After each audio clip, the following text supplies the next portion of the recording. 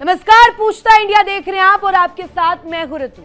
आज बात पाकिस्तान की करेंगे, जहां तख्ता पलट की आहट है, जहां फौज के खिलाफ बगावत की सबसे बड़ी स्क्रिप्ट लिख दी गई है। इस बार मुकाबला किसी नेता से नहीं, बल्कि पाकिस्तान के उन मौलानाओं से है जिन्होंने कभी फौज को सराखों पर बिठाया था। लाल मस्जिद से लेकर बलूचिस्तान तक एक ही नारा गूंज रहा है, जनरल राज नहीं चलेगा। पाकिस्तान में बगावत की बात करते हैं। दाने दाने को तरसता पाकिस्तान अब तबाही के उस मुहाने पर खड़ा है, जहां उसकी अपनी ही फौज के खिलाफ गृहयुद्ध छिड़ गया है। धमाका इस्लामाबाद के दिल यानी कि लाल मस्जिद से हुआ। मौलाना अब्दुल अजीज ने जनरल आसिम मुनीर के खिलाफ खुला मोर्चा खोल दिया। मौलाना का दावा है कि पूरा पाकिस्तान इस वक्त जनरल राज से त्रस्त है और आरोप सीधे कि पाकिस्तान में न कानून बचा है, न संविधान बचा है, अदालतें सिर्फ सेना की कठपुतली बनकर रह गई है और आसिम मुनीर अपनी मर्जी से मुल्क को हाँक रहे हैं। पूरी कौम तंग है। फिर जो हमारा सिस्टम है ये इंसाफ नहीं दे पा रहा। हमारा जो अदालती निज़ाम है इससे कौम तंग आ चुकी है। हमारा अदालती निज़ाम तवील तरीन निज़ाम है, महंगा तरीन निज़ाम है, और अब तो अदालती निज़ाम के अंदर फौज ने अपने बंदे लाकर बिठा दिए। उनकी मर्जी चल रही है, जो ऊपर से इशारा आता है वही होता है। ये झूठे हैं, खुद इनके अफसरों ने कहा झूठा है। और फिर उम्मे हसन साहिबा को उसमें एक मरतबा रिमांड दिया जा रहा है 4 दिन का, फिर 3 दिन का रिमांड दिया जा रहा है। सुनिए आपने पाकिस्तान की कहानी सीधे मौलाना की जुबानी, लेकिन कहानी सिर्फ लाल मस्जिद तक महदूद नहीं है। जमीयत उलेमाए इस्लाम के प्रमुख मौलाना फजलुर रहमान ने तो वो सच बोल दिया जिससे रावलपिंडी के GHQ में हड़कंप मच गया। और इसके बाद क्या कुछ कहा है वो भी सुनवाते हैं। हम इस कौम के अफराद हैं, हमें मुतमईन करो। ये क्या इलेक्शन है और धांधली करके अपनी असम्बलियां बना दी। तुमने तो नफरतें पैदा किया यहां पर। तुमने तो कौमों को लड़ा है इंसानी हक के नाम पर। पश्तून बेल्ट की कौमों की जमीनों पर कब्जा किया है। अगर रियासती कुव्वतों ने बलोचों की जमीनों पर और उनके पहाड़ों पर कब्जा किया है, तो मैं उनको वाज़ेह तौर पर कहना चाहता हूं कि हम बलोचिस्तान के चाहे पश्तून अवाम हो चाहे बलोच अवाम हो, उनकी 1 इंच जमीन भी आपके हवाले नहीं होने देंगे।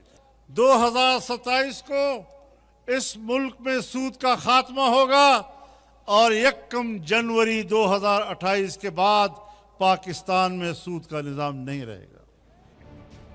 तो देखा आपने क्या कुछ जिक्र यहां पर मौलाना कर रहे हैं। मौलाना फजलुर रहमान ने बलूचिस्तान के पिशन में दहाड़ते हुए सेना की दुखती रग पर हाथ रख दिया।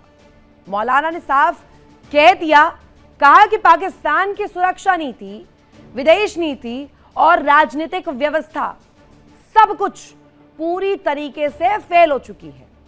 फौज जनता को सुरक्षा देने में नाकाम रही है।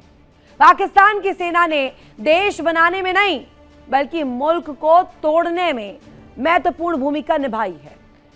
स्वात से लेकर बलूचिस्तान तक सेना ने कई ऑपरेशन किए, लेकिन आतंकवाद खत्म नहीं हुआ।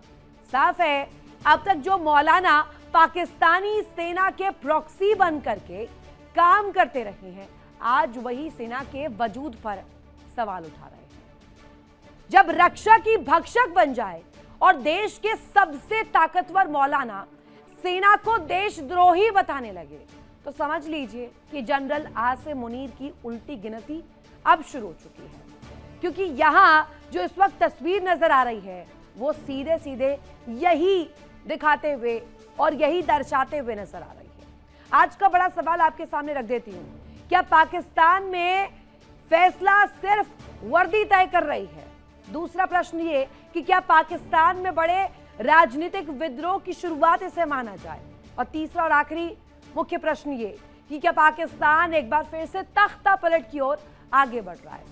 इसी पर चर्चा करेंगे और जानने की कोशिश करेंगे कि आखिर पाकिस्तान का हो क्या रहा है, क्यों इस तरीके की तस्वीर देखने को मिल रही है। तारुफ करवा दूं अपने मेहमानों का।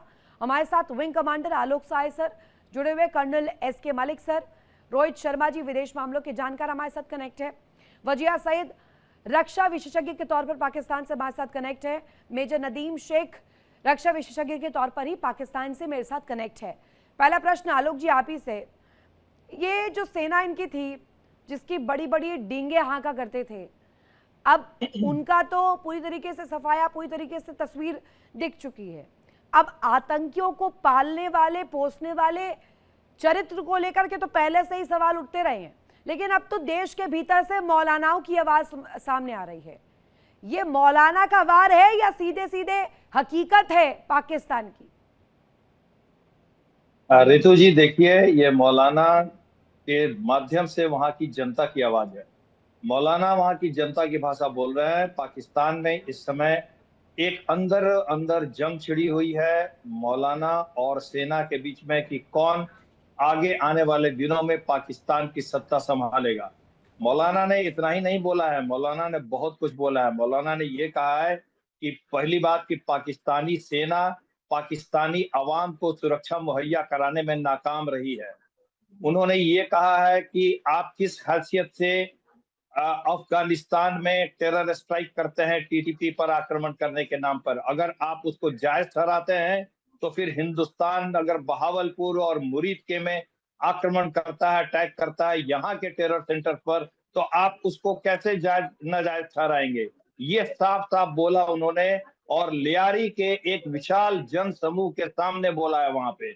तो वह वहां पर निश्चित रूप से सेना के बीच में और मौलाना फजलुर रहमान के बीच में जो वहां की एक जनता की आवाज के रूप में उभर कर सामने आ रहे हैं, इनके बीच में सत्ता संघर्ष छिड़ चुका है। जो आगे आने वाले जो चुनाव होंगे उसमें वो साफ साफ सामने आएगा। मौलाना फजलुल हक, मौलाना को ये मालूम है कि आगे आने वाले इलेक्शन में एक पॉलिटिकल वैक्यूम है। ये मुनीर साहब को भी मालूम है, क्योंकि नवाज शरीफ के हटने के बाद शहबाज शरीफ को जिस तरह से एक मोहरे के रूप में वहां प्राइम मिनिस्टर बना दिया गया था, वो जानते हैं कि वहां पर एक किसी पॉलिटिकल पावरफुल एक फिगर की अभी भी कमी है, और वो कमी कौन पूरी करेगा, इसी की होड़ में जनरल मुनीर और ये मौलाना रहमान वहां पे लगे हुए हैं। जी हाँ रितु जी। लेकिन ये असंतोष, ये असहमति, ये विरोध, ये नारेबाजी, ये कुछ और ही तस्वीर दिखा रहे हैं। वजिया सैयद जी हमारे साथ कनेक्ट है। वजिया जी, ये प्रश्न मैं आपसे करना चाहूंगी, हो क्या रहा है पाकिस्तान में? ये क्यों इस तरीके की आवाज उठ रही है? चाहे मौलानाओं की बात करें, लोगों की बात करें, बहुत असंतोष सा नजर आ रहा है। मौलाना कह रहे हैं कि सीधे सीधे हुकूमत फेल है। देखिए, मौलाना फजलुर रहमान के मुतालिक मैं आपको ये बात बताऊं कि जब हम लोग पैदा नहीं हुए थे वो तब से सियासत कर रहे हैं, और वो इसी तरह थाली का बैंगन समझे जाते हैं। एक मिनट में वो एक बंदे के खिलाफ होते हैं, कल वो उसी के साथ गले मिल रहे होते हैं।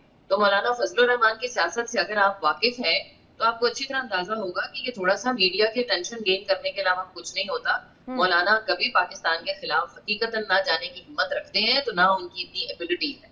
दूसरी बात वो जो आपने मुझे बताई है वो अब्दुल अजीज की ना, तो मौलाना अब्दुल अजीज जो लाल मस्जिद वाले हैं वो तो बाकायदा दहशतगर्द है रियासत की तरफ से, और उनका वो भाई जो आज बड़े अकड़ रहे हैं, इनका भाई जो पकड़ा गया था, जो बुर्का पहन के भाग रहे थे दोनों भाई, ये पकड़े गए थे।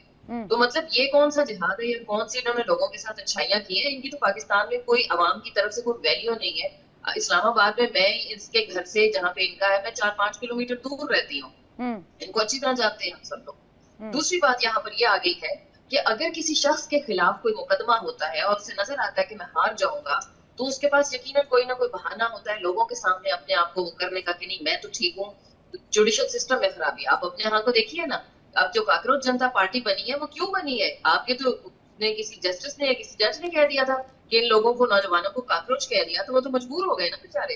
तो ये तो चल रहा होता है। जिस शख्स की आप तलफी करेंगे, आपके भारत में देख ले कितना जो है वो लोगों पर जुल्म हो रहा है, लोग मजबूर हो गए, और अब तो इतनी मजबूरियां आपकी बढ़ गई हैं मोदी साहब की, उनकी गवर्नमेंट की, कि उन्होंने तो उनके अकाउंट्स पे भी कर दिए। अब देखिए उनके जो रहनुमा है वो किस तरह आगे बढ़ रहे हैं। क्या मैं भी ये कहना शुरू कर दूं कि भारत के अंदर क्या चल रहा है? भारत तो टूटने के करीब है, कि वहां तो ऑलरेडी 32 जो है वो सेपरेटिस्ट मूवमेंट्स चल रहे हैं। और रही बात इलेक्शन की, तो इलेक्शन में जितना आप पाकिस्तान का हवा बनाते हैं कि जी पाकिस्तान मार देगा, ये कर देगा, वो कर देगा, दूसरी तरफ आप कहते हैं पाकिस्तान के अंदर तो इतने दम ही तो नहीं है। आप क्या वो तो मान रही है टूटने कि वाला है, पूरी कुछ तरीके नहीं से होने वाला इंटैक्ट है वहाँ की जो political हुकूमत? स्टंट होते हैं, देखिए इस वक्त आजाद हुकूमत कश्मीर में इंटैक्ट है अपने मंसूबों पर? लोगों के सामने नित नई बातें करना, पॉलिटिकल स्टंट डालना, just to gain the media attention और लोगों की तवज्जो इधर से उधर करना, क्योंकि डिलीवर तो उन्होंने भी कुछ नहीं किया ना फजलुर रहमान साहब ने। हर हुकूमत का हिस्सा होते हैं ये। पिछले 50 साल से पाकिस्तान में जितनी भी गवर्नमेंट्स आई हैं, चाहे वो फौजियों की थी, चाहे वो नून लीग की थी, पीपल्स पार्टी की थी, किसी की थी।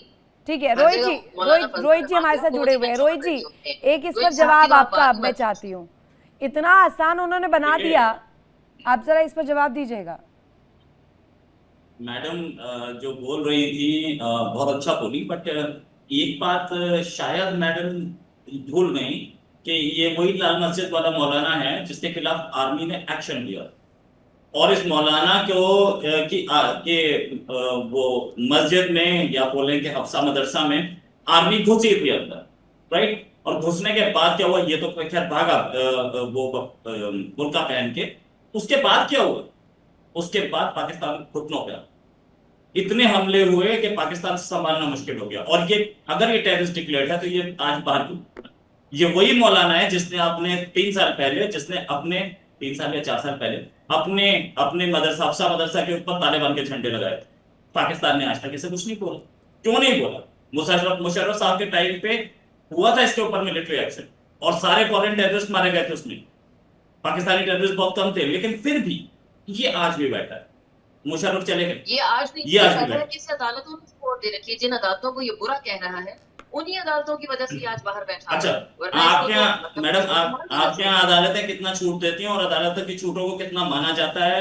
ये भी अदालत का ही आदेश था कि मुशर्रफ आए तो उसकी लाश को एक फांसी पे लटका दिया जाए। कितना माना जाता है मुझे नहीं बताइए। फैक्ट इज कि उसके बाद जितने हमले हुए पाकिस्तान पे मैडम, तो माना गया क्या? मुशर्रफ को जेल में डालने के लिए बोला था, उसी अदालत ने मान लिया क्या? ये अदालतों की जो बातें मान ली कि मुझे पता है कि वो सारी कहानी मेरे सामने क्लियर है। मैं ये बोल रहा था इतने लोगों पे जुल्म होते हैं, हमारी छोड़ दीजिए, हमारी छोड़ दीजिए। मैं अभी मैं टॉपिक को डाइवर्ट करने के मूड में नहीं हूँ। अभी मैं टॉपिक को डाइवर्ट करने की मूड में नहीं हूँ। ये वही मौलाना है जिसके पर जब हफ्सा मदरसा पे एक्शन होता, आर्मी एक्शन, उसके बाद पाकिस्तान में कितने ब्लास्ट हुए थे, कंट्रोल करना मुश्किल हो गया था। मुशर्रफ पे अटैक हुआ कराची में, और मुशर्रफ पे जो अटैक हुआ उसमें पाकिस्तानी आर्मी के लोग पकड़े गए। ये वही हफ्सा मदरसा है जो पार्लियामेंट से 3 किलोमीटर दूर है। मैडम जब आप बोल रही थी सब चुप थे ना, तो पार्लियामेंट से सिर्फ 3 किलोमीटर दूर है। यहाँ आर्मी के और सारे आपके जो सिविलियन एडमिनिस्ट्रेशन है उसके आला अफसर आकर के नमाज पढ़ते थे और उनके टेररिस्ट से यही बातचीत होती थी। ये वही मौलाना है जिसके पास से पढ़ के लोग वहां पे अफगानिस्तान जाते थे और अफगानिस्तान जाके जिहाद करते थे। तो इस मौलाना की पावर को आप कम मत समझिए। ये मौलाना बहुत स्ट्रॉन्ग है और इस मौलाना के खिलाफ एक्शन ले सकते हैं पाकिस्तान को। एक सवाल रोहित जी इस पर भी बनता है। 2025 की मैं बात करना चाहूंगी। नदीम जी हमारे साथ जुड़े हुए हैं, आलोक सर भी कुछ कहना चाह रहे हैं। एसके मलिक सर का मैं रुक नहीं कर पाई हूँ, मैं इसके बाद आ रही हूँ एसके मलिक जी आपके पास। नदीम जी सवाल आपसे मेरा, 2025 में एक वीडियो वायरल हुई थी, पाकिस्तान भारत युद्ध की स्थिति में यही अजीज थे जिन्होंने पूछा था सवाल, क्या वो पाकिस्तान सेना का समर्थन करेंगे? लोगों से प्रश्न किया था, जिस पर सभा में सन्नाटा छा गया था। पाकिस्तानी सेना की नीतियों पर भी सवाल उठे थे। अब ये वही शख्स हैं अजीज साहब, दोबारा से ऐसी तस्वीर उन्होंने रखी है। ये कि बैक टू बैक ये आदत तो नहीं मानी जाए? नदीम साहब देखिए, अजीज साहब का क्योंकि कॉन्फ्लिक्ट शुरू से डेवलप हुआ फौज के साथ, और 2007 में जो ऑपरेशन सनराइज हुआ इनके खिलाफ, तो उसमें इनके भाई जो है वो रशीद साहब, जो है अब्दुल रशीद गाजी साहब, वो मारे गए और ये बुरके में भागते हुए पकड़े गए। बिल्कुल, तो एक कॉन्फ्लिक्ट तो डेवलप है। जाहिर है कि वो अंदर से एक उनके अंदर जो है वो उसका एक इशू तो मौजूद है और वो उसको गाए बगाए जहां मौका मिलता है वो कोशिश करते हैं।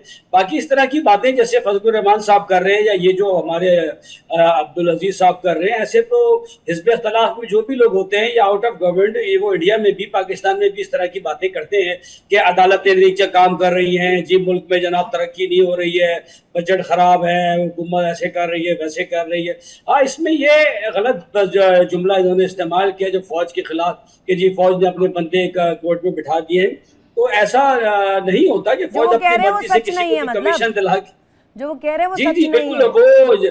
वो झूठ है। बाकी फजलुर रहमान साहब ने भी गलत बात नहीं की कि अगर किसी से कोई जमीन जबरन अगर ले लेते हैं तो वो उसके खिलाफ चलेंगे। और वही बात है कि मैं उनको थाली का बेगन तो नहीं कहता जैसे वज़ीर साहब ने कहा, लेकिन वो थाली पे रहते जरूर हैं और वो तमाम हुकूमतों के साथ रहते हैं। इस दफा वो हिज़्ब इख्तिलाफ में है तो ज़ाहिर है उनकी बातें इसी तरह की है।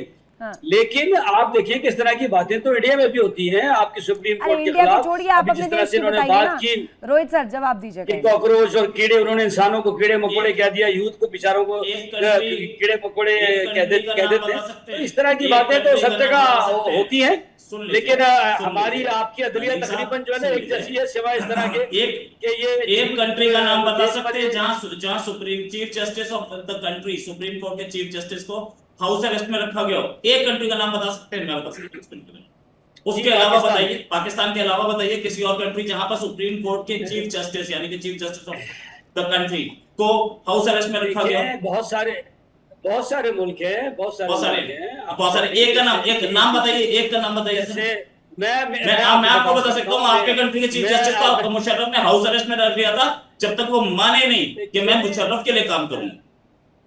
देखिए, ऐसा नहीं है कि मुशर्रफ के लिए काम करूंगा, उनके ऊपर कुछ एलिगेशन थे जिसकी कोर्ट ऑफ इंक्वायरी हो रही थी। एलिगेशन से ओथ दिलवाई गई, सारे सुप्रीम कोर्ट के जजेस को ओथ दिलवाई गई कि मैं मिलिट्री रिजीम के लिए लॉयर दूंगा, कॉन्स्टिट्यूशन के लिए नहीं।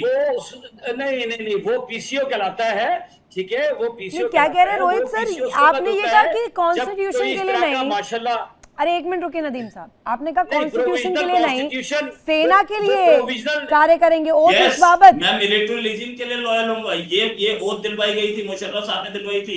और चीफ जस्टिस जिसने ओथ लेने से मना कर दिया था उसको हाउस अरेस्ट में रखा गया।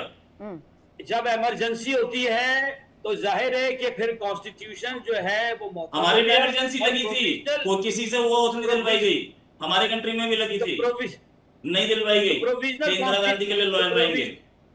हाँ, तो इसीलिए प्रोविजनल कॉन्स्टिट्यूशन उस वक्त लागू होता है जिसको पीसीओ कहते हैं हम पाकिस्तान के अंदर।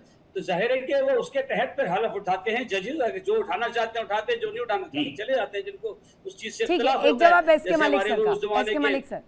चीफ जस्टिस साहब ने सईदुज़्ज़मान उन्होंने इनकार कर दिया, उन्होंने नहीं उठाया पीसीओ के तहत और वो रिजाइन करके चले गए। तो ऐसा हर जगह होता है। ये कहना कि जी सिर्फ पाकिस्तान में ऐसा हो रहा है और इस तरह से, ऐसा नहीं है।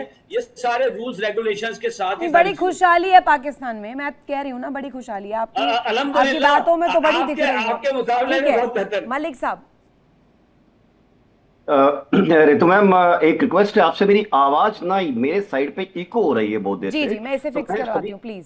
सभी मेहमानों की जो मैं बात है ना उनको डॉट्स को थोड़ा जोड़ नहीं पाया थी। You can just kindly tell your team to clarify it. Sure, आप प्लीज कंटिन्यू कीजिए। जी, आपका जो इनिशियल सवाल था वो मैंने अच्छी तरह से सुना, उसके बाद में ठीक से नहीं समझ पाया किसी भी मेहमान को। अच्छा, शुरू में आपका ये था कि पाकिस्तान के अंदर जो स्थिति है मैं उस पर बोलना चाहूंगा थोड़ा सा, क्योंकि मेरे मेहमान, मुझे लग रहा था जितना कुछ वर्ड्स पकड़ सका कि शायद वो माइक्रो पे बात कर रहे थे, इंसिडेंट्स पे बात कर रहे थे।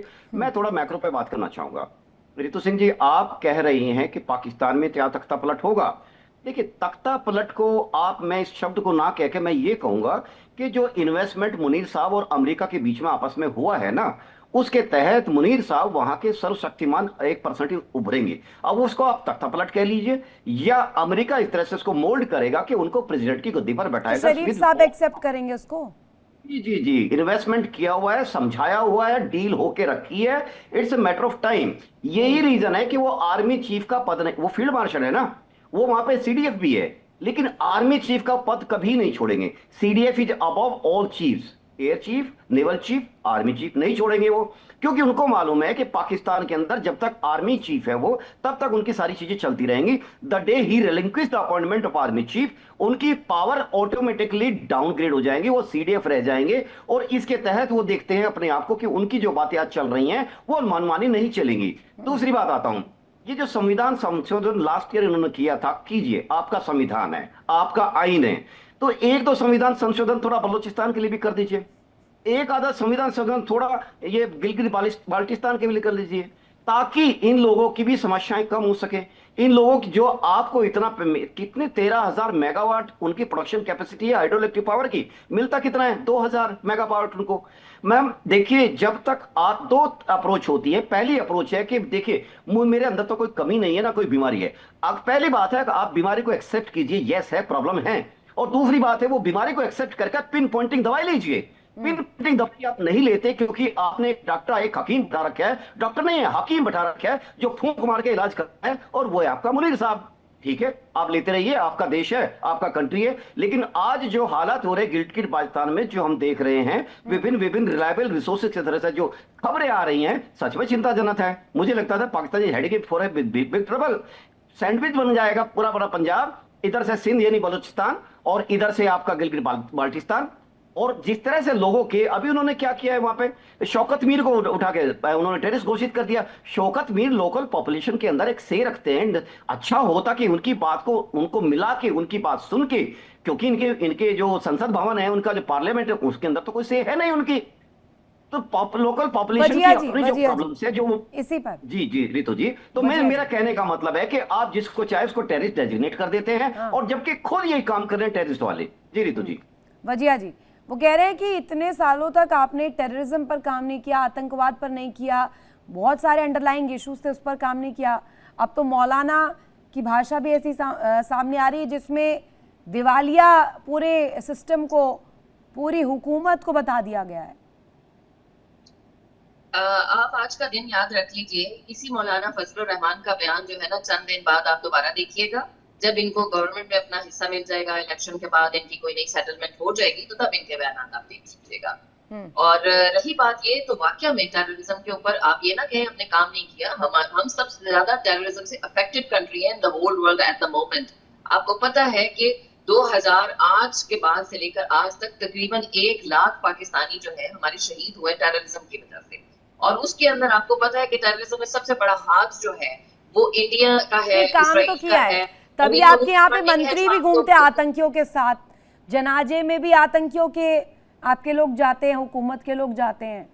जब तस्वीर आती है उस दौरान नहीं काम तो किया है, काम तो किया है, लेकिन हम तो नहीं जाते। हमने तो जिनको आतंकी करार दे रखा है उनको तो हमने जो कुछ किया है वो आपके सामने, कितने लोगों को मारा गया है, पकड़ा गया है। रोहित जी, सच में काम हुआ है, आतंकियों को हटाया है पाकिस्तान ने, और उसके अंदर आप तो देखिए, अब तो खुल्लम खुल्ला हमारी जो है गवर्नमेंट की तरफ से, पहले तो इतना खुलकर नाम भी नहीं लेते थे कि, लेकिन अब तो हमने पूरा नेक्सस जो है वो ढूंढा हुआ है, हमें पता है कहाँ से क्या हो रहा है, हम उसको पूरा करने की कोशिश कर रहे हैं। हाँ, एक चीज जरूर है कि बलूचिस्तान है, केपी है, सिंध है, पंजाब है, हमारे पास कुछ इलाके ऐसे हैं जहां पे डेवलपमेंट की बहुत ज्यादा जरूरत है, जैसे भारत में है। अब भारत की, पाकिस्तान की जितनी आबादी उतनी आबादी आपकी सड़कों पे रहती है, ठीक है ना। तो हम 25 करोड़ में से हमारे जो है कुछ इलाके हैं जिनको जरूरत है डेवलपमेंट की, और हुकूमतों को, गवर्नमेंट्स को यह पूरा फर्ज बनता है कि वो लोगों को उनके राइट्स भी दें, लोगों की तरक्की का, उनकी सेहत का, उनकी एजुकेशन का, उनकी हेल्थ का, ये सारी चीजों का अरेंजमेंट करना हुकूमत की जिम्मेदारी है। और हुकूमतों ने यकीनन थोड़ी बहुत कमी की है, जिसकी वजह से लोगों के अंदर थोड़ा बहुत गुस्सा भी आता है। उनकी जायज जरूरत है, अगर वो पूरी नहीं होती है तो वो गुस्सा तो करेंगे ना। तो उसका मतलब ये नहीं है कि किसी मुल्क को टूटने वाला है। अब भारत के अंदर बहुत लोगों के साथ नाइंसाफी होती है, बांग्लादेश में होती है, अफगानिस्तान में होती है, लेकिन हम ये तो नहीं कहते कि वो मुल्क टूट रहे हैं या पूरी दुनिया में ये तमाशा खड़ा हो गया। इस तरह नहीं होता, बल्कि उनकी चीजों को एड्रेस किया जाना चाहिए। फौज का और ये जो हमारे इदारे हैं, सिक्योरिटी इदारे, इनका काम है ताकत के जरिए आतंकियों को निपटना, लेकिन गवर्नमेंट का काम है कि लोगों के साथ उस तरीके पर चलना जिसके लिए आपको वोट दिए गए। और डेफिनेटली पॉलिटिशियंस का बहुत बड़ा कसूर है, भारत में भी और पाकिस्तान में भी। इस पूरे जनूबी एशिया के खित्ते में अगर हमारे पॉलिटिशियंस, स्पेशली पाकिस्तान और इंडिया के पॉलिटिशियंस अगर अच्छा काम करते तो आज यकीनन दोनों मुल्कों के हालात इंटरनली एक्सटर्नली काफी बेहतर होते और डिफरेंट होते। मैडम आपकी बात मैंने मान ली। तो आपने 3 पॉइंट्स बहुत मेजर बोले, वो ये कि सबसे बड़ा पाकिस्तान के ऊपर सबसे ज्यादा टेररिज्म का इम्पैक्ट है। अगर मेरे 4 जी बच्चे बिल्कुल। हैं और चारों बच्चों को मैं ये 4 बच्चे हैं, मैं चारों को ये सिखाता हूँ कि सुबह सुबह जाके पड़ोसियों के घर पे पत्थर फेंको, उसमें से एक बच्चा जो है वो मेरे ही घर पे पत्थर फेंकना शुरू कर देगा, तो क्या मैं विक्टिम हूँ? ये अब सोचने देखिए वाली ना, बात है। आप देखिए तो आपके आप जो ही किया ना प्रोग्राम का जो मैडम, रिकॉर्ड टीटीपी निकाला वो आपने टीटीपी मालूम किया स्टार्ट कहाँ हुई? एक्स अकाउंट से TTP text video TTP start. के जितने लोग हैं, टीटीपी को हथियार किसने दिए? टीटीपी स्टार्ट कहाँ हुई? टीटीपी के जितने लोग हैं वो कहाँ के हैं? वो पढ़े हुए कहाँ हैं? उनको इंडोक्ट्रिनेट किसने किया? उनको उनको स्टार्टिंग से किसने दिया कि भाई आप जाकर के अफगानिस्तान में गोली चलाइए और इंडिया में अब चलाइए? ये देखिए सारे के सारे आपके यहाँ पर अपने हैं, यहाँ पर आपके हैं ना। टेक्निकली आ जाएगी। तो आप टेररिस्ट की विक्टिम नहीं है, you are not a victim. वो हिलेरी देखिए क्लिंटन का आपके यहाँ भी सेंटेंस बिल्कुल अच्छी नक्सलाइट है, तरह से सब आप कुछ ही है, के ये चल ऊपर रहा है, लागू नहीं चल होता रहा है है। कि उनका अगर आप प्लेटफॉर्म भी है सांप भाई, पालेंगे अपने बैकयार्ड में तो आपको काटेंगे, आज काट रहे हैं तो आप विक्टिम बन गए। ऐसे कैसे होता है मैडम? विक्टिम नहीं बन सकते आप अपने मैडम ही लोगों के। देखिए मैडम एक सवाल एक आप चीज और लोगों ने बीच में जो इंटरव्यू एक किए चीज थे, और सारी मैडम चीजें आप सारा आपकी करने की कोशिश मैडम कर रहा मैडम था मैडम अफगानिस्तान अरे में मैडम इंटरव्यू बोलने करने तो की, दीजिए और मैडम, किसी सुन तो किया। लीजिए, सुन तो जब लीजिए, उन लोगों सुन तो के लीजिए मैडम, पास सुन तो लीजिए। अमेरिका चला गया, अरे वो मैडम पैसे सुन मिलने तो के बल पे लीजिए, ट्रम्प अरे ने भी मैडम अपनी सुन तो हस्ती लीजिए। बंद कर दी, आपने तो बोला इंडिया ने इसकी कि जरूरत आपने बोला कि इंडिया की, पाकिस्तान की जितनी आबादी है उतने लोग इंडिया सड़कों में रहते हैं। आपको पता है 4 स्टेट्स इंडिया की पाकिस्तान की जीडीपी से ज्यादा जीडीपी है। 4 स्टेट्स, मैं लेकिन उसके पूरे कंट्री की बावजूद बात ही नहीं इंडिया कर में रहा। गुर्बत का ये हाल 4 है। स्टेट्स की, यूपी उसके है, बावजूद महाराष्ट्र है, इंडिया में गुजरात गुर्बत है, का ये हाल है कि इनकी दो जीडीपी लोग आपके, चूहे खाते उनकी हैं। तो पॉपुलेशन आपसे ज्यादा नहीं है ना मैडम। क्या गुजरात की इतना पॉपुलेशन, रेप महाराष्ट्र होता की है कि पॉपुलेशन आपसे ज्यादा पाकिस्तान है? में हम नहीं लोग है। जब बात करते हैं तो उनकी जीडीपी हिंदुस्तानी आपसे हम ज्यादा है, रेगिस्तान कहते ठीक हैं। है। तो ये कहानी आप मुझे मत समझाइए सड़कों पे रहते हैं। आपने आके देखा है कितने रहते हैं सड़कों पे? प्राइम मिनिस्टर, जी प्रधानमंत्री बिल्कुल, की ये तो तरफ से आप जो लोगों की मकान अपनी मिल जो रहे है हैं वो बहुत सारे जो लोगों है को, आपकी मीडिया पे उसके ये ऊपर सब आती है। आप ये सब आप वहां बैठ के झूठ बोलते हैं, हम सुनेंगे नहीं झूठ को, सच में ही है। तो ठीक है ना। आप एक आगे छोटा सा आपने सवाल। ये बोला कि फौज का काम क्या है? फौज का काम है दहशतगर्दी जो से कि लड़ना। लड़की में फौज नहीं का काम ये घुसते है, नहीं। फौज का काम ये है, तो लड़े क्यों नहीं? आप बोलते हैं कि 1,500 बीएलए के लोग हैं, आपके आर्मी चीफ का स्टेटमेंट है 1,500 लोग हैं, और आपके बिल्कुल। होम और मिनिस्टर का ये स्टेटमेंट एक है सवाल एक आलोक एसएचओ भी सर का मारा। भी आ रहा है। वो आलोक सर, एसएचओ कहाँ गया? आलोक सर, मैं एक बात पूछना मैं आपको चाहता थोड़ा हूँ मोहतरमा से। आपने बताया, मोहतरमा मेरी बात जरा सुन लीजिए। आपने बताया कि आप बहुत ज्यादा विक्टिम रहे आप पाकिस्तान टेररिज्म का। मैं आपको एक सीधा सवाल करता हूँ, आप जरा जवाब दीजिएगा। मुरीद के पर जब अटैक हुआ था तो वहां पे जनाजे में ग्लोबली डिक्लेयर्ड टेररिस्ट हाफिज अब्दुल राउफ जनाजे में शरीक था, और उसके साथ पाकिस्तानी जनरल और सीनियर मिलिट्री ऑफिसर जनाजे में शामिल थे, including lieutenant general Faiyaz Hussain Shah. आप मिलिटेंट्स के साथ जनाजे में उनके आप फातिहा पढ़ते हो, उनका आप मातम मनाओगे, उनको आप ग्रांट दोगे, उनका हेडक्वार्टर ध्वस्त हो गया तो करोड़ों रुपया के फिर से बना लो, और तब आप विक्टिम कार्ड नहीं खेल सकते हो। आपने खुद फोटो और वीडियो जारी कर दिए, आपने खुद जारी किया। ये हिंदुस्तान ने नहीं वीडियो लिया है, कोई हिंदुस्तानी वहां नहीं था वीडियो लेने वाला, और ये पूरे विश्व में, पूरे वर्ल्ड में ये सर्कुलेट हुआ है। तो आप विक्टिम कार्ड नहीं खेल सकते हो। पूरे विश्व को मालूम है कि जमायतें वहां पर क्या कर रही हैं। वहां पर मुरीद के में किसका हेडक्वार्टर है, बहावलपुर में किसका हेडक्वार्टर है। यही तो फजलुर रहमान साहब बोल रहे हैं कि आप मुरीद के में और बहावलपुर में भारत जब अटैक कर रहा है तो मेरी बात सुन लीजिए, तो आप किस मुंह से उसका आप उसको ऑब्जेक्शन करोगे? आप भी तो वही कर रहे हो अफगानिस्तान में कि टीटीपी का वहां सेंटर है, मैं उसको मार रहा हूं। तो हिंदुस्तान यहाँ पर मारेगा बहावलपुर में और मुरीद के में, तो आपको क्यों मिर्ची लग रही है? वो देखिए, आप कहिए ना कहिए, चाहे पहले वो जो स्टैंड लेते रहे हो मौलाना, लेकिन आज वो वहां आम पाकिस्तानी नागरिक की आवाज बन रहा है। आम पाकिस्तानी नागरिक इस बात को समझ रहा है कि पाकिस्तान ने किस तरह से मिलिटेंटों को सहारा दिया है, ठीक किस है। तरह एक से सवाल वहां पर नदीम साहब से भी। कौन-कौन से नदीम साहब, मिलिटेंट पकड़े गए। नदीम साहब, पहले तो मैं इनको बता दूं आतंकवाद पर- आलोक साहब को हाँ, कि वो नमाज़े जनाजा औरतों और बच्चों की थी, जिन्हें आप लोगों ने नाजायज तौर पर दहशतगर्द मुल्क के तौर पर उनको शहीद किया था। नंबर 1। नंबर 2, ये जो शर्मा साहब बात कर रहे हैं आबादी की, जीडीपी की, तो जीडीपी इनको अभी मैं बताता हूं कि पता नहीं ये कंप्यूटर लिटरेट है कि नहीं। अगर ये अभी गूगल कर लें, अगर अभी ये गूगल कर लें तो उनको पता चल जाएगा कि इंडिया की जीडीपी पर कैपिटा में इंडिया 171वें नंबर पे है दुनिया में। पाकिस्तान के साथ इंडिया की जीडीपी का मुकाबला करें। आप लोग जो जीडीपी बता रहे हैं वो जीडीपी नॉमिनल है। GDP nominal is not the correct. अरे जीडीपी पे आएंगे तो भिखमंगों का देश भारत के सामने कहीं आंकड़ों में नहीं दिख तीसरी बात पाएगा। आपको बताऊं, जो आप बात कर रहे हैं बलूचिस्तान की टोटल नेशनल असेंबली में सीटें जो हैं वो 12 हैं और उसके साथ 4 उसमें रिजर्व सीट्स है वुमेन की। टोटल मिला के माइनॉरिटीज वगैरह के मिला के बलूचिस्तान की सीटें टोटल बनती है 20, जबकि हमारी टोटल नेशनल असेंबली की सीटें हैं डबल 36 336। इसमें से भी नदीम साहब, एरिया की सीटें नदीम साहब एरिया की सीटें हैं टोटल 6 सीटें हैं एरिया की। ग्लोबल टेररिस्ट के साथ फातिहा पढ़ेंगे आलोक साहब, अरे एक एक करके आलोक साहब रुक जाइएगा एक मिनट, रोहित जी जरा मुझे सीट में कहां चले गए? मुझे बोलने तो दे, मुझे बात तो करने दे। बात कर रहा हूं कि ग्लोबल टेररिस्ट के साथ आपके अफसरान कैसे फातिहा पढ़ रहे हैं, मैं ये पूछ रहा हूँ। जवाब दे रहा हूँ। ठीक है रोहित जी, मैं आपको उसी का जवाब दे रहा हूँ, आप मुझे बोलने तो दें। आपने तो जो है हमारी आप तो जीडीपी पे चले गए। अरे वो कर क्या रहे थे बता तो दो। आपको एक एक सवाल का जवाब दे रहा हूँ। आपको पहले एक सवाल का जवाब बस एक ही सवाल है, बस एक ही सवाल है, आपके लोग कर क्या रहे? और तो बच्चों की इबादत पढ़ रहे थे। नंबर 2 आपको जीडीपी का पढ़ रहे थे, जीडीपी क्यों पढ़ रहे थे? नहीं वो पढ़ क्यों रहे थे? ये क्वेश्चन एक मिनट क्या रावलपिंडी में कितने लोग मारे जाते हैं हर साल? क्या हर एक में जाते हैं वो? जी जो भी शहीद होते हैं हमारे फौजी उसमें जरूर कौन जाते शहीद है हैं। कौन नहीं है ये आप बताएंगे? जो भी टेररिस्ट नहीं होती है पाकिस्तान ऑक्यूपाइड कश्मीर जो है बॉर्डर पे शेलिंग होती है, वहां पे 50 लोग मारे जाते हैं शेलिंग में, पाकिस्तानी साइड जाते हैं ये? बिल्कुल जाते हैं, हमारे तमाम फौजी आते हैं। झूठ बोल रहे हैं मैं वहां पे डेली 2-3 लोग मारे जाते थे तो शर्मा साहब मुझे बात करने दे, मुझे जवाब देने दे पहले। ऐसे तो आप बोलते रहेंगे। आपने एक सवाल किया ना, मैंने जवाब दे दिया, आप मुझे बात करने दे। देखिए आप लोग बात करते हैं जीडीपी नॉमिनल गुर्बत का इंडिकेटर नहीं, क्वालिटी लाइफ का इंडिकेटर नहीं, जीडीपी पर कैपिटा की बात करें। अब फिर बोले जा रहे हैं। अच्छा मैं आपके बीच में बोला, अब जब मैं बात कर रहा हूँ परचेजिंग पावर पैरिटी पे होती है, जीडीपी ग्रॉस पे होती है, नॉमिनल पे कोई वो नहीं होता। आप मुझे जवाब देने दे। जीडीपी पर कैपिटा जाके गूगल कर ले, इंडिया का नंबर है 171 इस वक्त दुनिया के अंदर। समझ में आ गया आपके?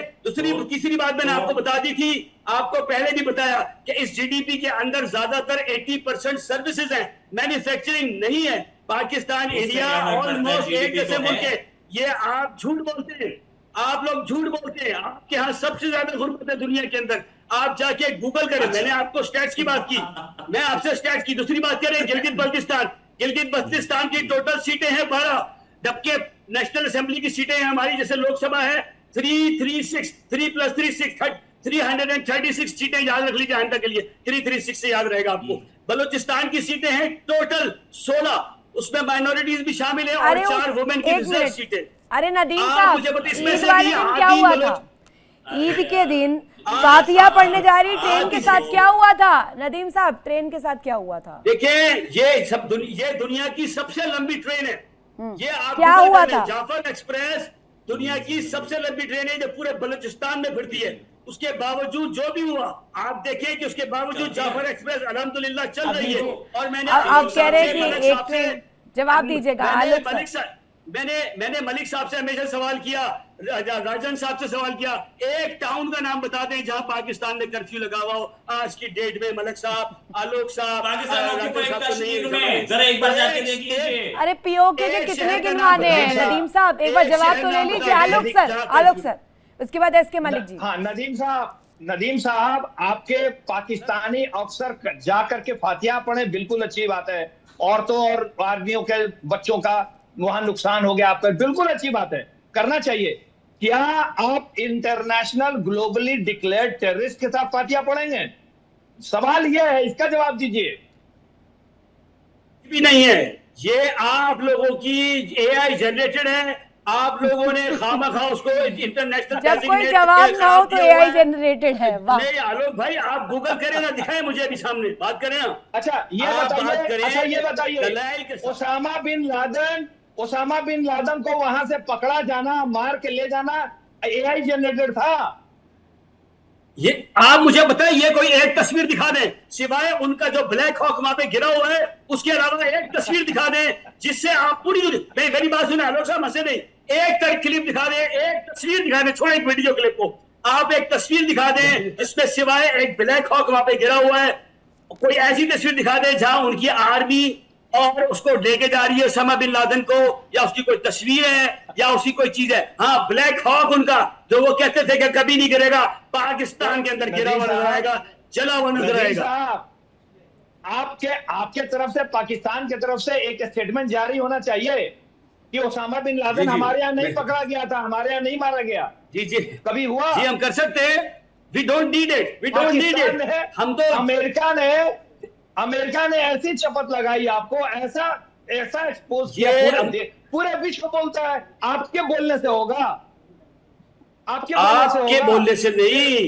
देखें, ऐसे तो international globally recognised terrorist, united nation terrorist आपके यहाँ भी हैं, आपके यहाँ भी बैठा हुआ है दाऊद इब्राहिम, और बहुत सारे नाम मैं भी गिना सकता हूँ। आप हंस रहे हैं, जब मैं सही बात करूँ तो आप कहते हैं कि नहीं, आप मानते नहीं, आप वो बोले नहीं है, आप बोलते हैं वो यूनाइटेड नेशन या ग्लोबली डिक्लेयर्ड टेररिस्ट नहीं है, बता दें। अरे नदीम साहब सुनिए ना, दाऊद इब्राहिम को तो आप छिपाए बैठे हैं और भारत पर दोष मढ़ रहे हैं। भारत के हवाले कर दीजिए, वो मैटर ही सॉल्व हो जाएगा। एसके मलिक साहब, टेररिस्ट के साथ हर चीज हम हवाले कर दें, आपकी कैपेबिलिटी नहीं है, आपने कोई कैपेबिलिटी नहीं है किसी को पकड़ने की। अरे हमारी कैपेबिलिटी ना गिनिए, सवाल का जवाब सुनिए। जहां पर Pakistani general national policy decision लेता है, विदेशों में जाकर के संधियां करता है, मिलिट्री डीलिंग्स करता है, वहां के प्राइम मिनिस्टर में औकात नहीं है क्या? तो मिलिट्री डीलिंग कौन करेगा सर? मिलिट्री डीलिंग अब मिलिट्री पर्सन ही करेगा ना, कैसी बातें कर रहे हैं आप? अरे सर, मिलिट्री नदीम साहब की सिक्योरिटी, बॉर्डर की जनाब ऑपरेशन, वो शासन तो CDF ही करेगा ना सर। अरे यार नदीम साहब, एक तो बात सर सुनो।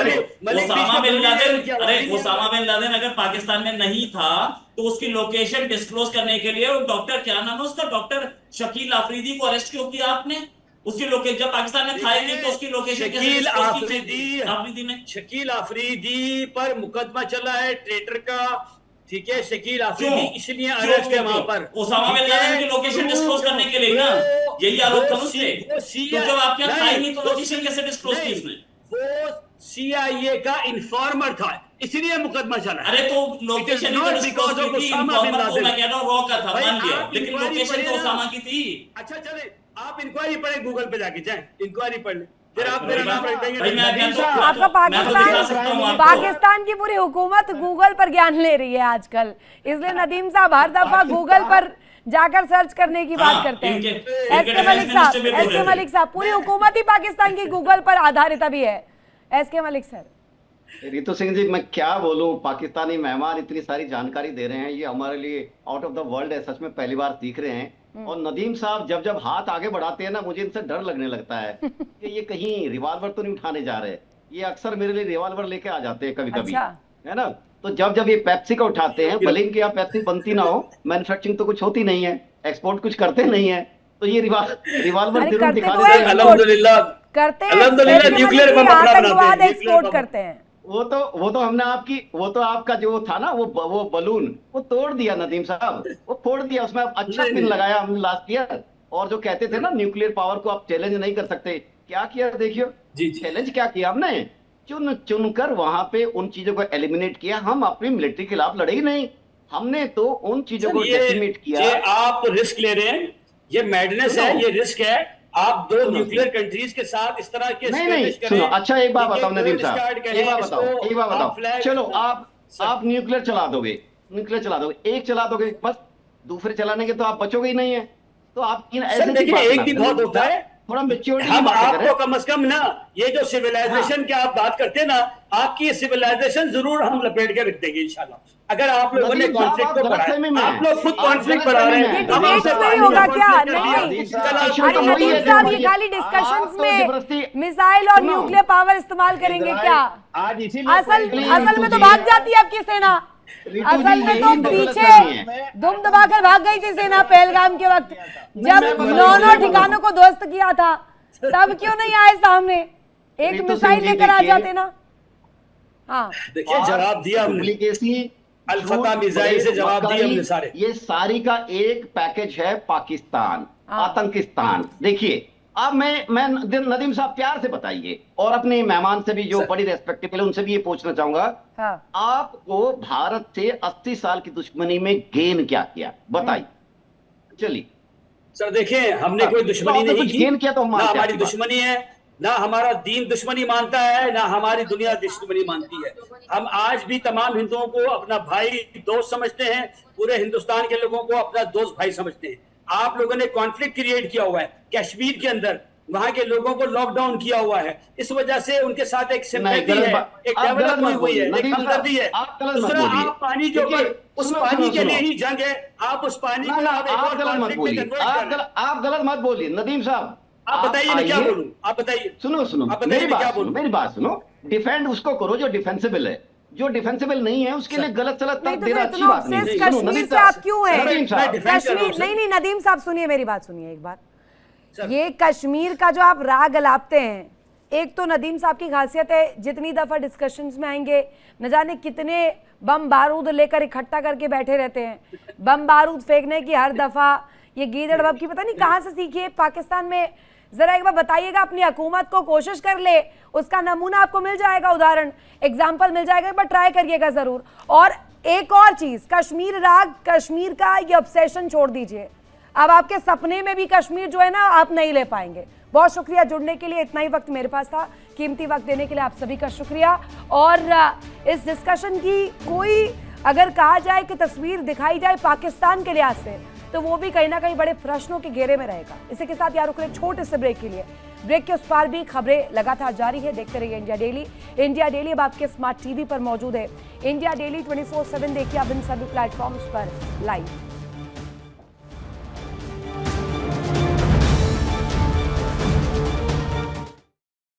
देखिए इंडिया डेली 24/7 अब आपके स्मार्ट टीवी पर।